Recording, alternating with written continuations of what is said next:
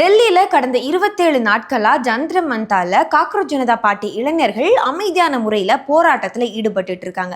எதற்காக இந்த போராட்டம் அப்படின்னா, நீட் தேர்வு விவகாரம் தான்.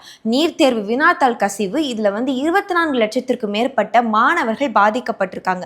இந்த விவகாரத்துக்கு நீதி கேட்டும் இதுக்கு பொறுப்பாக இருக்கக்கூடிய மத்திய கல்வி அமைச்சர் தர்மேந்திர பிரதான் பதவி விலகணும் அப்படிங்கிறதுக்காகத்தான் இந்த போராட்டம் முதல்ல தொடங்கப்படுது. இந்த போராட்டத்தை மத்திய அரசிலிருந்து யாருமே கண்டுக்காத சூழ்நிலையில லடாக்கை சேர்ந்த சமூக ஆர்வலர் சோனம் வாங்ச் உண்ணாவிரத போராட்டத்துல ஈடுபடுறாரு.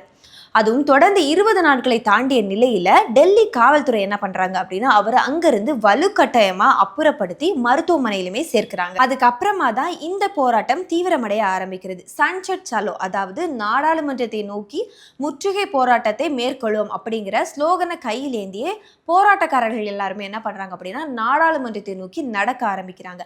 இந்த சூழ்நிலையில தான் டெல்லி காவல்துறை என்ன பண்றாங்க அப்படின்னா, மாணவர்கள் நாடாளுமன்றத்திற்குள் நுழையக்கூடாது அப்படிங்கிறதுக்காக அந்த பகுதிகளில் எல்லாமே தடுப்பு சுவர் போடுறாங்க. இந்த தடுப்பு சுவர் இதெல்லாமே தாண்டி மாணவர்கள் என்ன பண்றாங்க அப்படின்னா, நாடாளுமன்றத்திற்குள் நுழைய முயற்சிக்கிறாங்க. இந்த சூழ்நிலையில அங்க ஏற்கனவே நிறுத்தி வைக்கப்பட்டிருந்த கண்ணீர் புகைக்குண்டு வாகனங்கள்ல இருந்து கண்ணீர் புகைக்குண்டுகளை எடுத்து மாணவர்களை நோக்கி வீசுறாங்க.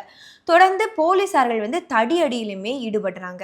இதெல்லாமே தாண்டி மாணவர்கள் ஆங்காங்கே உட்கார்ந்து போராட்டத்தை தொடர்ந்துட்டு இருக்காங்க. இந்த சூழ்நிலையில போராட்ட களத்துல யாரென்று தெரியாத நபர்கள் மூலமா பல்வேறு இடங்கள்ல இருந்து உணவு, தண்ணீர் போன்ற அத்தியாவசிய தேவைகள் அங்க அனுப்பி வைக்கப்படுது. தொடர்ந்து நாடாளுமன்றத்தில் என்ன நடக்குது அப்படின்னா, நடக்க வேண்டிய 2 அவைகளுமே சில காரணங்களால ஒத்தி வைக்கப்படுது.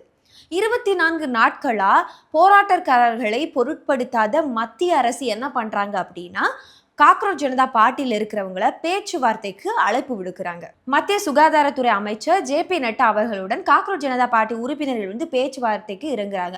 இந்த பேச்சுவார்த்தைக்கு அவர்கள் வர்றாங்க அப்படிங்கிற அனௌன்ஸ்மெண்ட் வெளியானதுமே அங்க கண்ணீர் புகை கொண்டு வீசுவது இன்னும் தீவிரமடைகிறது. தொடர்ந்து மாணவர்கள் தாக்கப்படுகிறார்கள். போலீசார்களுமே மாணவர்களால் தாக்கப்பட்டதா போலீஸ் தரப்பில் இருந்துமே சொல்லப்படுது. இதை தொடர்ந்து அங்க இருக்கக்கூடிய மெட்ரோ வாயில்கள் எல்லாமே மூடப்படுது. நாடாளுமன்ற வடக்கு கேட்டு மூடப்படுது.